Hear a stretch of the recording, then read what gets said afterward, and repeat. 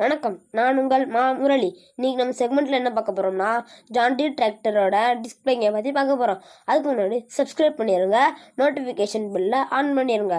சரி வாங்க, நம்ம இப்போ வீடியோக்குள்ளே போகலாம். சங்க காலத்தில் தமிழில் என்ன சொல்லியிருக்காங்கன்னா, மேலே உள்ள மண் கீழேயும் கீழே உள்ள மண் மேலேயும் போகுன்ட்ருக்காங்க. ஏன்னா மேலே நிறைய மினரல்ஸ் இருக்கும், அந்த மினரல்ஸ் கீழே இருக்காது.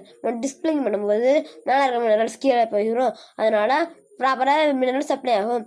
அது மட்டும் இல்லாமல் டிஸ்பிளேங் பண்ணுறனால ப்ராப்பராக ஏரியேஷன் நடக்கும். அட்மாஸ்பியரிக் நைட்ரஜனை இந்த பிளான்ட்ஸ் வந்து அப்சர்வ் பண்ணி அந்த பிளான்ட்ஸ் ஈஸியாக க்ரோத் ஆகும்.